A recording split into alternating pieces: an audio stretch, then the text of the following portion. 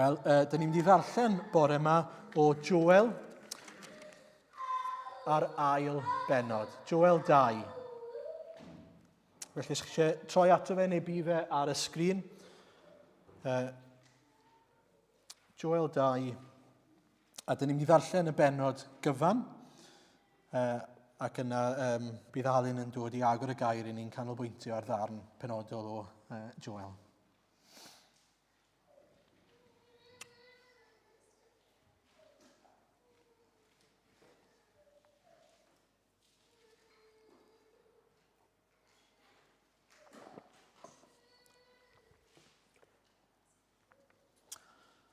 Canwch utgorn yn Seion, bloeddiwch ar fy mynydd sanctaidd.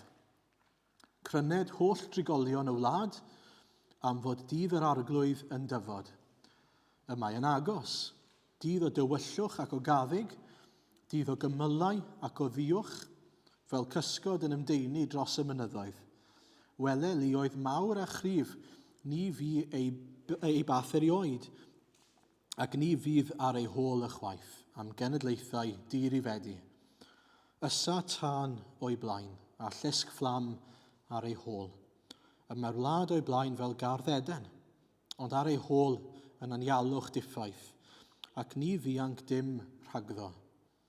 Y maent yn ymddangos fel ceffylau, ac yn cyrlamu fel merch rhyfel, fel torf o gerbydau, neidiant ar bennau'r mynyddoedd, fel sŵn fflamau tân yn ysu sofl, fel byddin gref yn barod i ryfel. Ar swydar cenhedloedd rhagddynt a gwela pob wyneb, rhithrant fel milwyr, dringant y mir fel rhyfelwyr, cerdda pob un yn ei flaen heb wyro o'i reng. Ni wthiant ar draws ei gilydd, dilyn pob un ei lwybr ei hun. Y seithau ymosodant ac ni ellir ei hatal. Rhithrant yn erbyn y ddinas, rhedant dros ei muriau, dringant i fyny i'r tai, a'n tu mewn trwy'r ffenestri fel lladron. Ysgwyd y ddeiar o'i blaen a chryna'r nefoedd. Bydd yr haul a'r lleiad yn tywyllu a'r ser yn atal ei goleuni. Cwyd yr arglwydd ei lef ar flaen ei fyddin. Y mae ei lu yn fawr iawn, a'r un sy'n cyflawni ei air yn gryf, oherwydd mawr yw dydd yr arglwydd ac ofnadw, pwy a'i deil. Yn awr, medd yr arglwydd, dychwelwch ataf a'ch holl galon, ac ympryd wylofain a galar. Rhwygwch eich calon, nid eich dillad, a dychwelwch at yr arglwydd eich Duw, graslon a thrigarog i'w ef. Araf i ddigio a mawr ei ffyddlondeb, ac yn edifar ganddo wneud niwed. Pwy a wyr na thri a thosturio, a gadael bendith ar ei ôl. Bwyd offrwm a diod offrwm i'r arglwydd eich Dduw. Canwch utgorn yn Seion, cyhoeddwch ympryd, galwch gymanfa, cynillwch y bobl, neilldiwch y gynulleidfa, cynillwch yr henuriaid, casglwch y plant, hyd yn oed y babanod. Doed y priodfab o'i ystafell a'r briodferch o'i siambr. Rhwng y porth a'r allor, wyled yr offeiriaid, gweinidogion yr arglwydd, a dweud, arbed dy bobl o arglwydd. Paid a gwneud etifeddiaeth yn warth, ac yn giff gwawd ymysg y cenhedloedd. Pam y dywedir ymysg y bobloedd, ple mae ei Duw? Yna aeth yr arglwydd yn eiddigeddus dros ei dir, a thrigarhau wrth ei bobl. Atebodd yr arglwydd a dweud wrth ei bobl, yr wyf yn anfon i chi rawn a gwyn ac olew, nes eich digoni, ac ni wnaf chwi eto'n warth ymysg y cenhedloedd. Symudaf y gelyn o'r gogledd ymhell o ddiwrthych, a'i yrru i dir sych a diffaith. A'i reng flaen at fôr y dwyrain, a'i reng ôl at fôr y gorllewin. Bydd ei arogl drwg a'i ddrewdod yn codi am iddo ymorchesti. Paid ag ofni feiar, bydd lawen a gorfoledda, oherwydd fe wnaeth yr arglwydd bethau mawrion. Peidiwch ag ofni anifeiliaid gwylltion, oherwydd bydd porfeidd yr anialwch yn wyrddlas. Bydd y coed yn dwyn ffrwyth, a'r coed ffigys a'r gwynwydd yn rhoi eu cnwd yn helaeth. Blant Seion, byddwch lawen, gorfoleddwch yn yr arglwydd eich Duw, oherwydd rhydd ef i chi law cynnar digonol. Fe dywallt a glawogydd i chi, y rhai cynnar a rhai diweddar fel o'r blaen. Bydd y llawr dyrnu yn llawn o yd a'r cafnau yn orlawn o win ac olew. Ad dalaf i chi am y blynyddoedd a ddifaodd y locust a'r ei dyfiant a'r locust mawr, a locust difaol a'r cyw locust, fel llu mawr, a anfonaist i'ch misg. Fe fwytewch yn helaeth nes i'ch digoni, a moliannu enw'r arglwydd eich Duw. A wnaeth ryfeddod â chi, ni wneir fy mhobol yn waradwydd mwyach. Cech wybod fy mod i yng nghanol Israel, ac mae myfu yr arglwydd yw eich Duw, ac nid neb arall. Ni wneir fy mhobol yn waradwydd mwyach. Ar ôl hyn, tywalltaf fy ysbryd ar bawb. Bydd eich meibion a'ch merched yn proffwydo, bydd eich hynafgwyr yn gweld breuddwydion, a'ch gwir ifanc yn cael gweledigaethau, hyd yn oed ar y gweision a'r morynion. Fe dywalltaf fy ysbryd yn y dyddiau hynny. Rhof argoelion yn y nefoedd ac ar y ddeiar, gwaed a thân a chalofnau mwg. Troir yr haul yn dywyllwch a'r lleiad yn waed, cyn i fydd mawr ac ofnadwy'r arglwydd ddod. A bydd pob un sy'n galw ar enw'r arglwydd yn cael ei achub, oherwydd ar fynydd Seion ac yn Jerusalem bydd rhaid ehangol, fel dywedodd yr arglwydd, ac ymysg y gwaredigion rhai a elwyr gan yr arglwydd. Amen.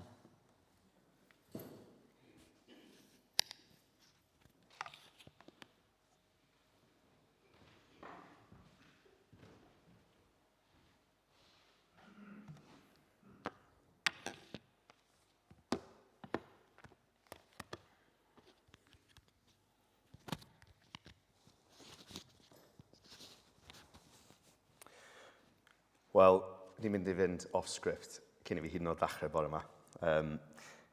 Mae'r bregaeth yma mynd i canolbwyntio yn bennaf ar y darn olaf yna o ail benod Joel. Ond dwi eisiau jyst yn sydyn iawn dweud rhywbeth am yr hyn sydd yn dod gynt. Mae Beibl Cymraeg newydd yn rhoi 3 phennawd defnyddiol i ni. Rhybydd am ddydd yr arglwydd. Galwad i ddychwelyd at Dduw. Duw yn ateb gweddi'r bobl. Mae yna farn yn dod. Fydd pob un ohonom yn cael ein barnu ar dydd yr arglwydd. Mae yna alwad i bob un ohonom ni nawr i ddychwelyd ato mewn ffydd ac hedifeirwch yn rhoi'n ffydd ni yn yr arglwydd Iesu ar hyn mae ei wedi gwneud. A wedyn, ni'n gweld Duw yn ateb gweddi'r bobl. Mae yna addewid, os ydych chi'n galw ar enw Iesu Grist, fe fydd Duw yn ateb eich gweddi ac yn eich achub chi. Crynodeb byr iawn o'r darn cyntaf yna o ail benod Joel.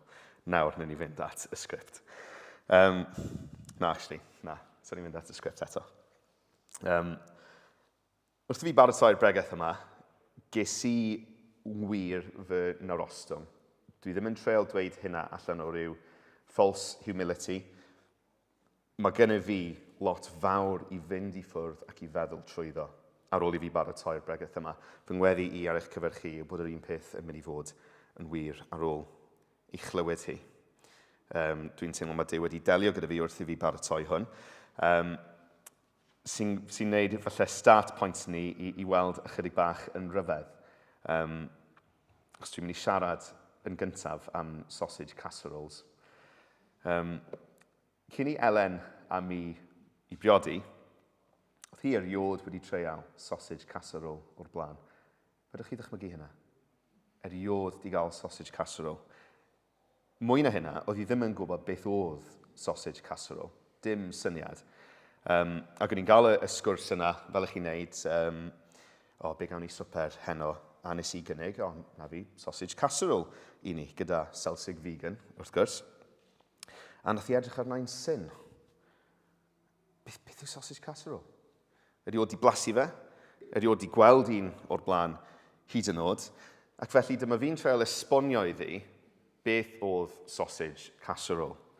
Ond ges i drafferth wrth wneud hynny. Dwi'n licio fel dweud bod pethau fel rhywbeth arall. Be mae sausage casserole fel? Dyw e ddim fel cawl. Dyw e ddim fel curry. Dyw e ddim yn ffitio mewn i'r categoriau yna. Dyw e ddim fel bangers and mash. Mae'n rhywbeth gwahanol i reina. Tan iddi dreial y peth, tan iddi gweld sausage casserole a treial a blasu fe, a mi na i weid, mi oedd e'n ffantastig. Oedd hi ddim wedi gallu dychmygu be oedd sausage casserole fel. Doedd ganddi hi ddim categori ar gyfer e. Felly bod rai ohonoch chi wedi profi rhywbeth tebyg. Felly bod chi wedi cael cynnig gwneud rhywbeth, neu bod rhywun yn cynnig rhywbeth i chi, ond gan fod gennych chi ddim profiad o'r peth hwnnw, chi'n methu dychmygu be fydd e fel. Os gennych chi ddim categori ar gyfer y peth yna. Wel, rowch eich hunain yn sgidiau Iddew o Judea 2800 o flynyddoedd yn ôl, yn gwrando ar eiriau y proffwyd Joel. Ar ôl hyn, hynny yw, ar ôl i Dduw preswylio ei hun ymhlith pobl Israel, ym mherson ei fab Iesu Grist, ar ôl hyn, tywalltaf fy ysbryd ar bawb. Bydd eich meibion a'ch merched yn proffwydo. Bydd eich hanafgwyr yn gweld breuddwydion a'ch gwyr ifanc yn cael gweledigaethau. Hyd yn oed ar y gweision a'r morynion, fe dywalltaf fy ysbryd yn y dyddiau hynny. Dychmygwch wrando ar eiriau Joel 2800 o flynyddoedd yn ôl fel Iddew yn Judea. Be? Be, Joel? Heddiw, ni'n mynd i ystyried diwrnod y Pentecost, ond o safbwynt un yn edrych ymlaen mewn amser at y Pentecost. Joel 2 yw'r darn cyntaf o'r ysgrythyr mae Pedr yn cyfeirio ati yn ei bregaeth fawr ar ddydd y Pentecost, yn esbonio i'r dorf yn Jerusalem. Dyma chi'n gweld yn digwydd heddiw cyflawniad yr hyn nath Joel ysgrifennu. So ni am fflipio pethau rhywfaint heddiw. Yn lle ystyried yn hunain ar ddydd y Pentecost yn edrych nôl ar beth oedd Joel yn dweud, ni'n mynd i treol roi'n hunain yn sgidiau'r Iddew 2800 o flynyddoedd yn ôl yn edrych ymlaen at gyflawniad yr hyn oedd Joel yn ei ddweud. 800 mlynedd yn ddiweddarach. A mae gwneud hynny'n mynd i arwain ni i ystyried 3 thema gwahanol, cyn i ni gymhwyso hyn i gyd ar y diwedd. Beth oedd profiad Israel o'r ysbryd glân? Beth oedd profiad Israel o bresenoldeb Duw? Ac yn ngoleuni yr atebion i'r ddau gwestiwn hwnnw, pwy ni? Pwy yw'r eglwys? So, yn gyntaf, tan dydd y Pentecost, beth oedd profiad pobl Israel o weld yr ysbryd glân ar waith? O'n nhw'n sicr di gweld yr ysbryd yn symud mewn rhai unigolion. Wrth i Dafydd cael ei eneinio y Methlehem, fel welon ni rhai misoedd yn ôl erbyn hyn, disgynodd ysbryd yr arglwydd ar Dafydd o'r dydd hwnnw ymlaen. Cyn Dafydd, Othniel y barnwr, daeth ysbryd yr arglwydd arno a barnodd Israel a mynd allan i ryfela.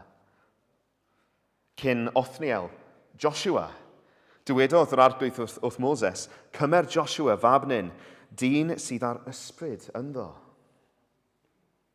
Mae yna enghreifftiau eraill yn yr Hen Testament o bobl wedi ei llenwi ar ysbryd glân.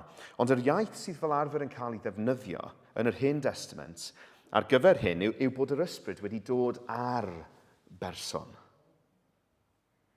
Ac yn yr Hen Testament, ni'n gweld bod yr ysbryd glân yn gwneud hynny am gyfnodau.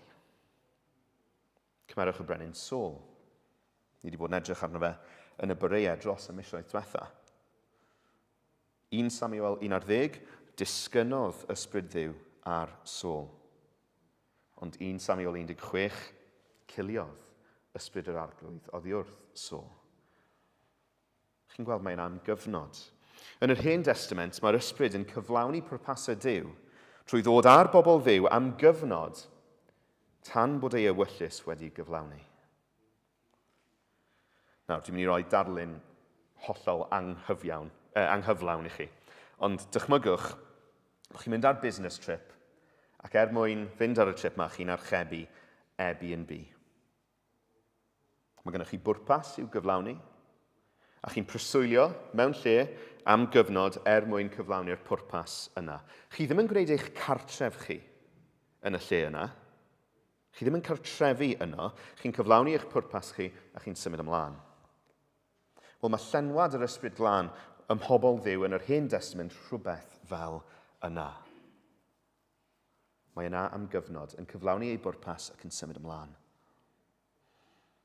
Serch hynny, wrth i ni feddwl am iachawdwriaeth pobl Dduw yn yr Hen Testament, mae'n bwysig bod ni'n nodi bod yr ysbryd yn gweithio yn yr un ffordd i ddod â phobl i iachawdwriaeth. Yn oes yr Hen Testament, yr ysbryd glân oedd yn adfywio pobl, a dod â nhw i ffydd yn y Duw byw. Yr ysbryd yn adfywio ac yn agor llygaid pobl. Mae unrhyw un sydd erioed wedi cael ei achub drwy hanes i gyd, wedi cael ei achub am fod yr ysbryd glân wedi rhoi bywyd newydd iddyn nhw, wedi rhoi ffydd iddyn nhw, yn achos yr Hen Testament, ffydd yn y Meseia yn edrych ymlaen at gyflawniad a ddewid yr Efengil. Mae'r ysbryd yn gweithio yn yr un modd wrth sôn am iachawdwriaeth. A mae'r ysbryd yn llenwi unigolion am gyfnodau. Mae hwnna'n grynodeb syml o brofiad pobl Israel o'r ysbryd glân yn yr Hen Testament. Llenwi am gyfnod ac achub dod i iachawdwriaeth. A wedyn ni'n darllen Joel 2. Mae'r proffwyd yn sôn am rhywbeth newydd. Mae'n sôn am rhywbeth gwahanol fan hyn. Mae'r hyn mae Joel yn ei ragddweud yn brofiad hollol wahanol o'r ysbryd glân i gymaru â beth mae Israel wedi gweld tan y pwynt yna. Ond wedi gweld yr ysbryd yn nerthu unigolion ar gyfer gwaith arbennig. Ond ar bobl Dduw? Fel uned? Fel grŵp? Ond erioed wedi gweld hynna o'r blaen. Doedd gynnon nhw ddim categori ar gyfer hynna. So dychmygwch y penbleth. Dychmygwch pa mor, nes i ddysgu'r gair yma gan Carwyn yn y midweek, dychmygwch pa mor benffrwydrol, mind-blowing yw e, i glywed y geiriau yma fel iddew 2800 o flynyddoedd yn ôl. Oedd ddim byd fel hyn wedi digwydd o'r blaen. Nid dyma oedd eu profiad nhw o'r ysbryd glân. Yr ysbryd wedi dywallt ar bawb. Nid just y proffwyd, nid just y brenin, nid just y barnwr, ond pawb wedi ei llenwi. Nhw byth wedi gweld unrhyw beth fel o'r blaen. Ar ddydd y Pentecost, mae Pedr yn edrych nôl ar geiriau Joel ac yn dweud, dyma'r hyn a ddywedwyd drwy'r proffwyd Joel. Hynny yw, mae'r pethau oedd Joel yn ei broffwydo, dyma nhw'n digwydd nawr. Dyma yw'r tywalliad o'r ysbryd ar bawb. Ar y pysgotwyr o Galilea. Be oedd y dorf o Israeliad yn dweud ar ddydd y Pentecost? Ond oedd pawb yn synnu mewn penbleth gan ddweud y naill wrth y llall, beth yw ystyr hyn? Y cwestiwn cywir i ofyn, ond mae'n dangos i ni, ond nhw ddim yn deall. Doedd gynnon nhw ddim categori ar gyfer yr hyn o'n nhw'n gweld o'i blaenau nhw. Pob un o'r bobl yma, y disgyblion i gyd, yr rhyw 120 ohonyn nhw, i gyd wedi ei llenwi ar ysbryd glân. Yr ysbryd yn disgyn ac yn preswylio ac yn gwneud ei gartref ym mhobl Dduw. A dyma ni'n dod at yr ail gwestiwn nawr te. Tan y Pentecost, beth oedd profiad Israel o bresenoldeb Duw yn yr Hen Testament? Wel, oedd Duw wedi presennoli ei hun ymysg pobl o'r blaen. In the midst of people, hynny yw. Yng nghyfnod yr Exodus, dyma'r cwmwl a'r golofn o dan yn llenwi'r tabernacl. Duw yn preswylio ymysg, ymhlith ei bobl. Yng nghyfnod y deml, mae Duw yn dweud wrth Solomon, ynglyn â'r tŷ hwn yr wyt ti yn ei adeiladu, os bydd i ti rodio'n fy neddfau a chyflawni fy marwedigaethau a chadw fy holl orchmynion a'i dilyn, yna cyflawnaf i ti yr addewid o wneithym i'th dad Dafydd, a thrigaf ymysg plant Israel, ac ni adawaf fy mhobol Israel. Dyw yn addo preswylio yn y debl ymysg y bobl, in the midst o'r bobl, tra bod Israel yn ffyddlon. Ych chi'n gweld, oedd Dyw wedi preswylio ymhlith pobl o'r blaen. Ond mae'r hyn mae Joel yn ei ragweld eto yn wahanol. Mae Joel yn rhagweld yr ysbryd glân yn cael ei ddywallt ar bobl Dduw. Nid mewn i babell, nid mewn i deml, ond ar y bobl fel unigolion ac fel corff. Fel uned, fel grŵp. Doedd yr ysbryd erioed wedi gweithredu yn y modd yna o'r blaen. Oedd erioed wedi presynoli ei hun yn y bobl. A dyma ryfeddod y Pentecost. Yr ysbryd wedi'w dywallt ar bobl Dduw a gwneud ei gartref yno nhw. Nid just yn ei plith, ond yn y bobl. Nawr Iesu Grist sy'n gwneud hyn yn bosib. Pan mae Iesu Grist yn marw ar y groes yn cymryd y gosb am ein pechod fel bod modd i ni dderbyn maddeuant, beth sy'n digwydd yn y deml? I ni'n gwybod mae'r llen sydd yn gwahanu i'r lle mwyaf sanctaidd, mae'n cael ei rwygo o'r top i'r gwaelod. A mae hyn yn arwydd o ddau beth. Yn gyntaf, bod gynnon ni fynediad i'r lle mwyaf sanctaidd. Hynny yw, fedrwn ni nesau at Dduw oherwydd gwaed Crist, ond mae yna ochr arall i'r geiniog yma hefyd. Mae'r llen yna sydd yn arwydd o bresenoldeb Duw rhywle ymysg, ond ar wahân i'w bobl, mae'r llen sydd yn gwahanu wedi mynd. Bydd Duw ddim mwyach ymysg ei bobl, ond ar wahân iddyn nhw mewn lle arbennig yn eu plith nhw. Na, bydd e'n dod a preswylio yn ei bobl. Chi'n gweld, mae croes Iesu Grist yn golygu cofleidiad dau ffordd. Bod ni yn gallu nesau a rhedeg at Dduw, ond bod Duw drwy ei ysbryd yn nesau atom ni hefyd, yn preswylio yno ni. Ni yn niw, Duw yno ni, undod perffaith a Iesu Grist. Mae Iesu yn golygu bod hyn yn gallu digwydd, mae Iesu'n addo hyn hefyd. Ac fe oedd yna fe nai i'm tad, ac fe rydd ef i chwi eiriolwr arall i fod gyda chwi am byth. Ysbryd y gwirionedd. Ni all y byd ei dderbyn ef, am nad yw'r byd yn ei weld nac yn ei adnabod ef.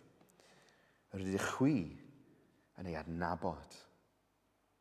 Oherwydd gyda chwi y mae'n aros, nid am gyfnod, mae'n aros, ac yno chwi y bydd. Mwy na dim ond gyda chi, ond yno chi. Ni ddim yn Airbnb yr ysbryd glân mwyach. Ni yw cartref yr ysbryd glân, ei drigfa ef. Mae Pedr yn cymhwyso hyn.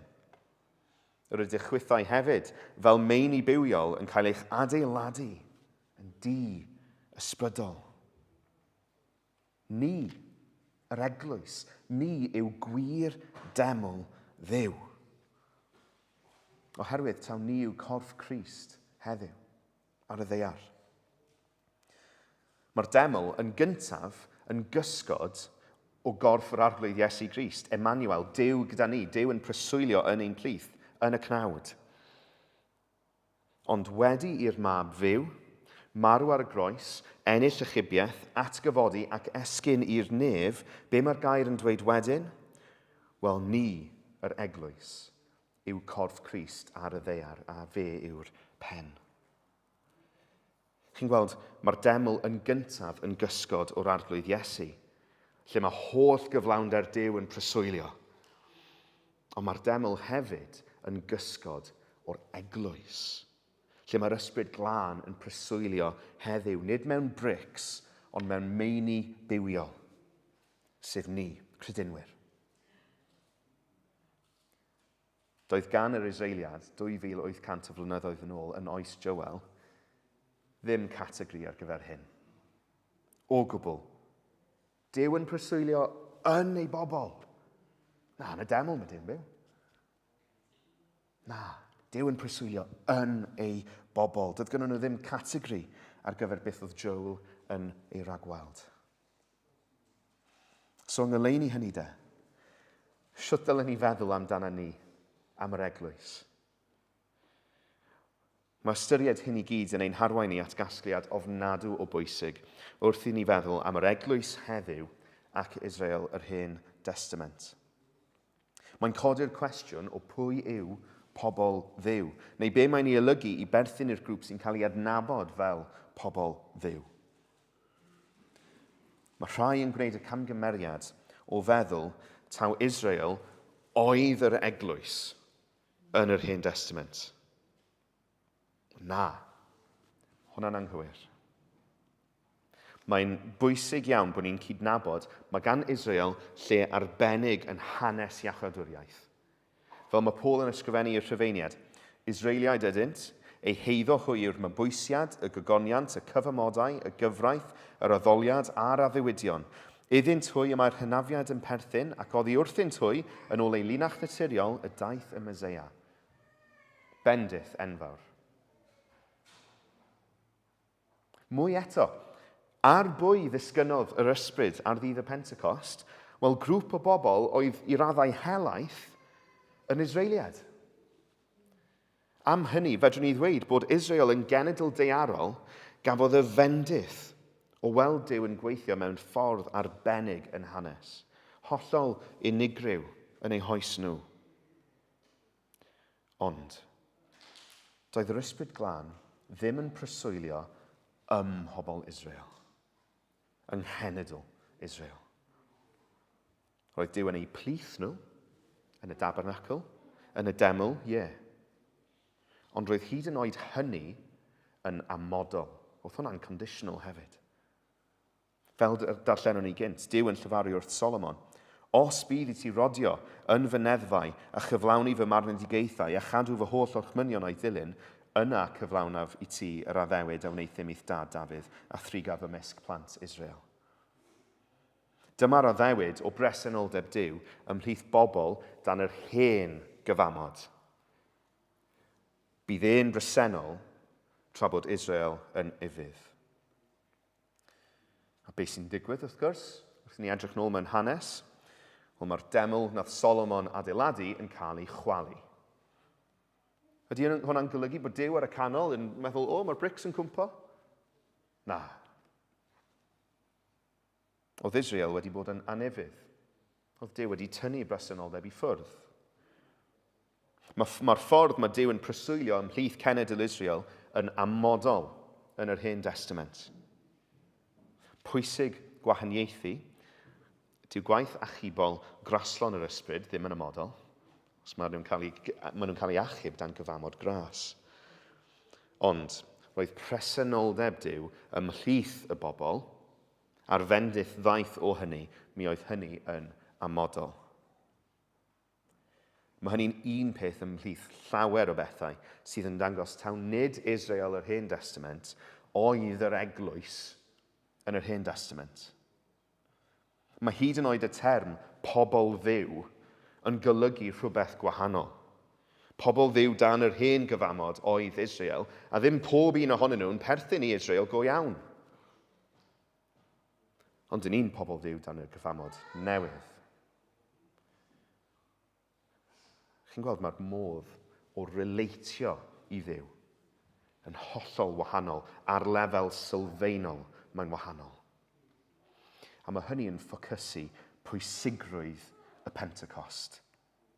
Achos Pentecost yw'r diwrnod lle mae gwir bobl Dduw fel corff, fel uned, yn cael ei sefydlu.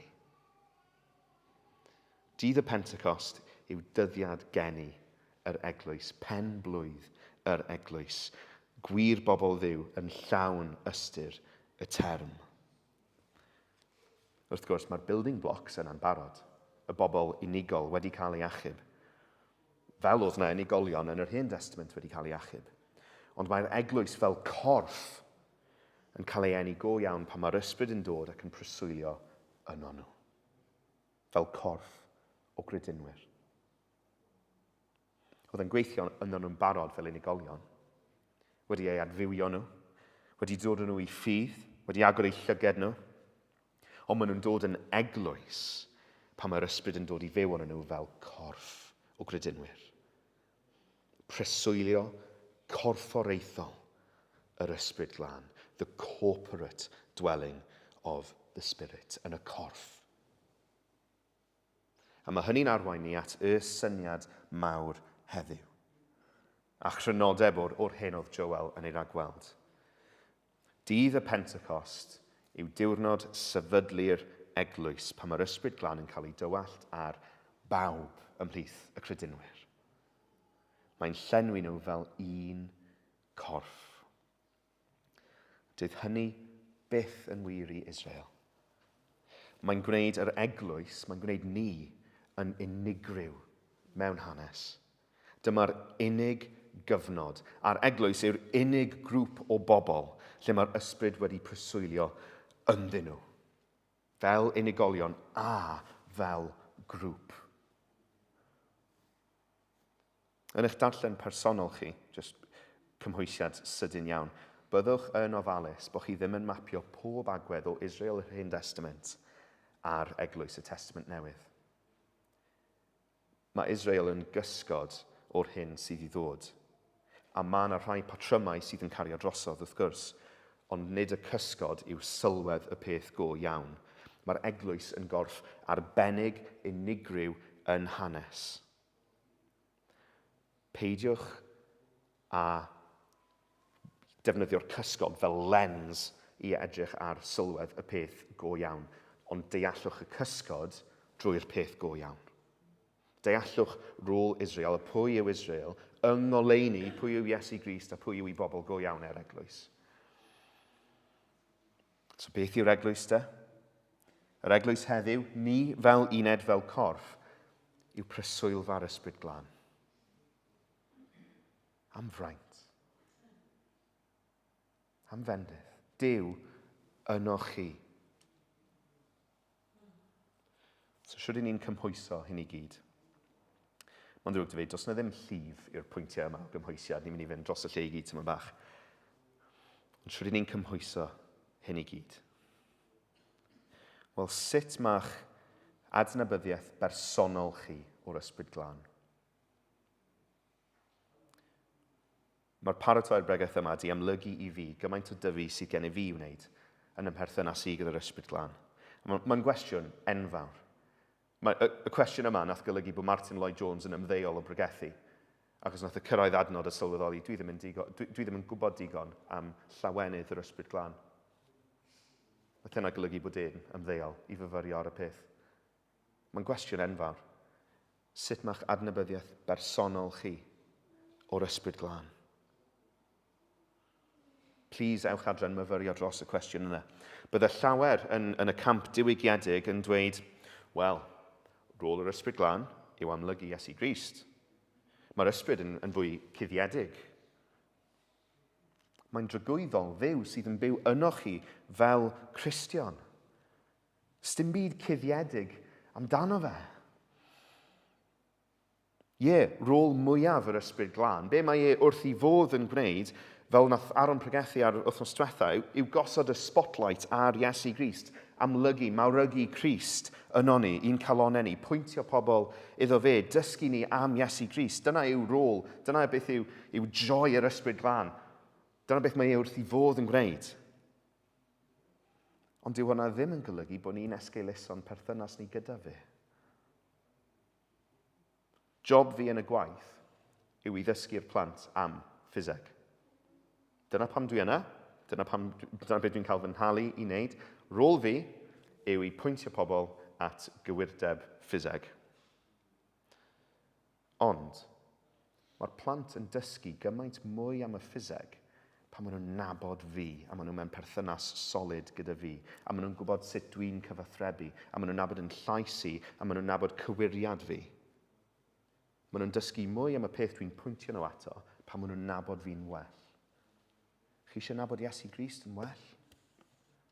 Adnabyddwch yr ysbryd. Oes gynnwch chi berthynas fel yna gyda'r ysbryd? Os ydych chi'n Gristion, mae e'n byw yno chi. Trowch ato fe.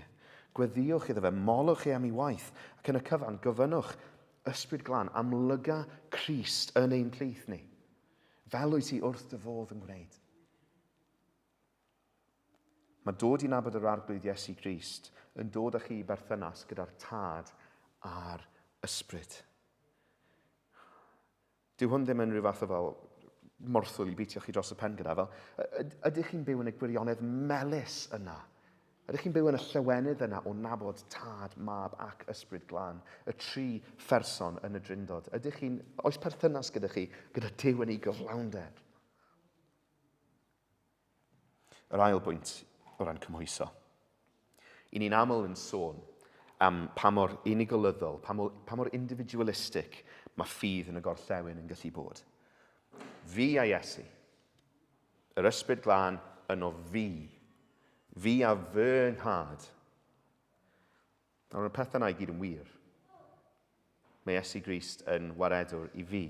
Mae gen i fi tad nefol, mae'r ysbryd yno fi. Ond mae yna lefel arall, mae yna lefel uwch i'n perthynas ni gyda'r drindod. Achos pwy yw priodferch Iesu Grist? Ti? Neu ni? Yr eglwys yw'r briodferch. Pwy yw plant y tad? Just ti a Iesu Grist fel brawd mawr? Nage. Yr eglwys yw plant Duw. Ein tad, nid just fy nhad. Ac ai ti ben dy hun yw'r gwir deml? Ydy un bric yn gwneud teml? Nadi. Ni, fel eglwys. Ni yw'r gwir deml lle mae'r ysbryd yn byw. Yr ysbryd yno ni. Nid just yno fi.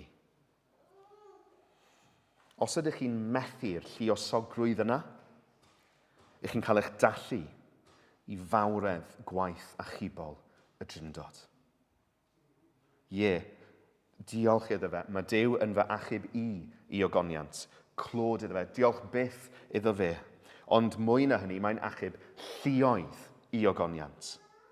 Mae Duw wedi achub ei eglwys.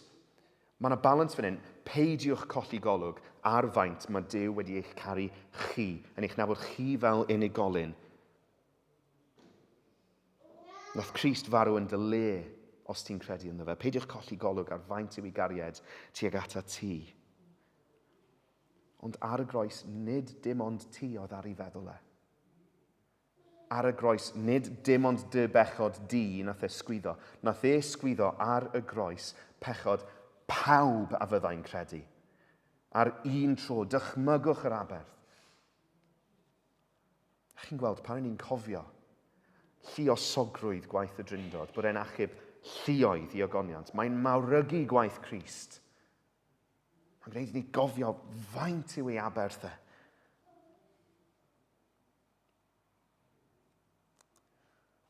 Nath y farw mwyn prynu ei briodferch e, yr eglwys gyfan. O'r pwynt ola wedyn, o ran, dau bwynt ola. Os ydych chi'n berson sy'n rhan o'r eglwys, aelod, falle hyd yn oed, ond falle'n gwybod, dwi ddim yn hollol plugged in. Dwi ddim yn hollol ymrwymedig i fywyd yr eglwys. Wel, gai awgrymu, eich colled chi yw hynna. Ych chi'n colli mas ar un o fendithion mwyaf cyfamod newydd, bod yn rhan go iawn o breswylfa'r ysbryd glân. Mae'n fendith unigryw i'r eglwys, y preswyliad corfforaethol yna.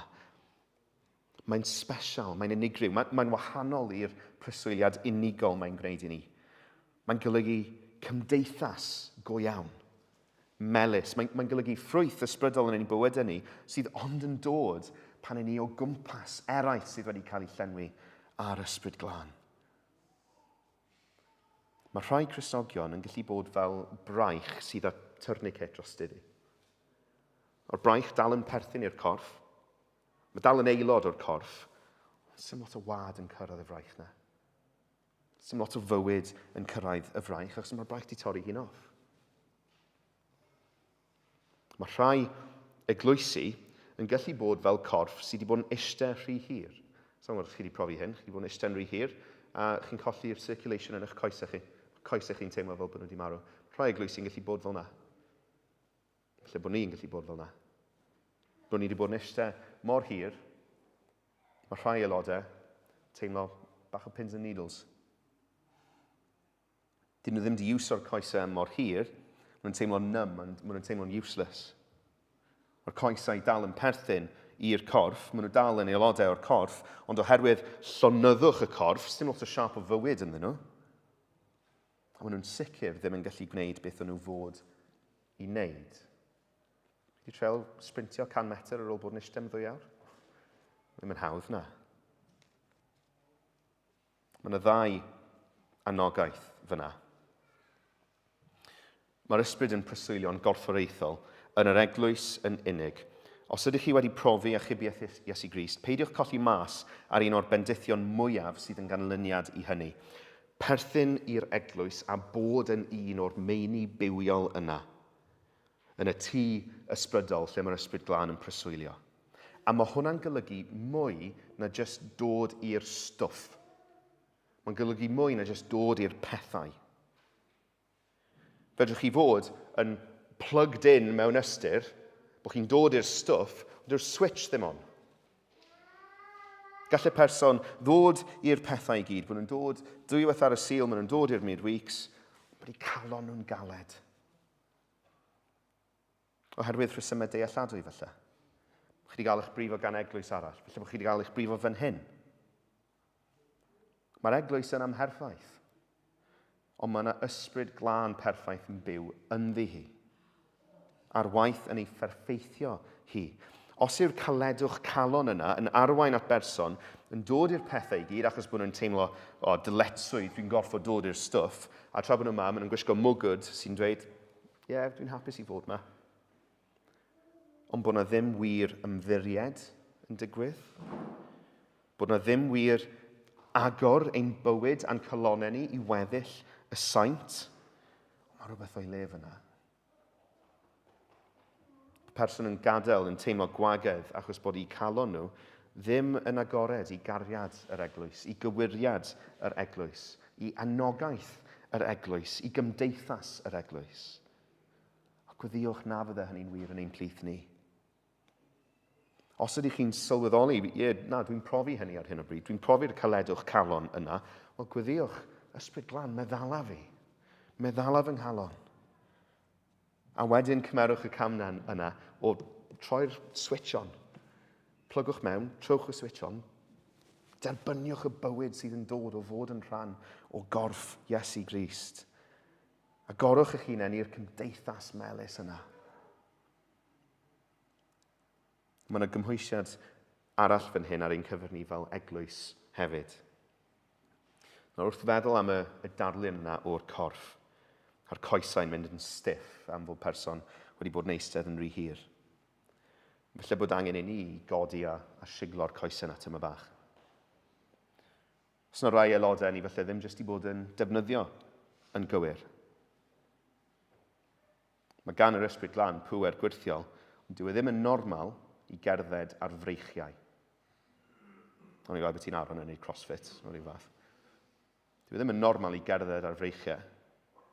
Dyw e ddim yn normal i eistedd ar eich sgwyddau chi. Mae gan bob rhan o'r corff rôl lle mae'r ysbryd yn dymuno ei defnyddio nhw. A mae yna ddyletswydd arno ni fel yr eglwys, fel y corff, i drefnu'r corff, fel bod yr aelodau yn y lle yna, i'r ysbryd wneud yr hyn mae e'n dymuno trwyddyn nhw. Ydyn ni fel eglwys angen edrych pa aelod dwi'n iwsio ar gyfer beth? Ydw i'n defnyddio'r pobl cywir yn y lle cywir? Ydw i'n defnyddio'r doniau mae'r ysbryd wedi rhoi i'r person yma i gyflawni ewyllus yr ysbryd trwyddyn nhw? Mae'n gwestiwn pwysig i ni ofyn, A mae'n gwestiwn, dyn ni ddim yn gallu ateb ar ben ein hunain. Ac felly mae eisiau gweddio bod yr ysbryd yn ein harwain ni yn hynny o beth. Amen.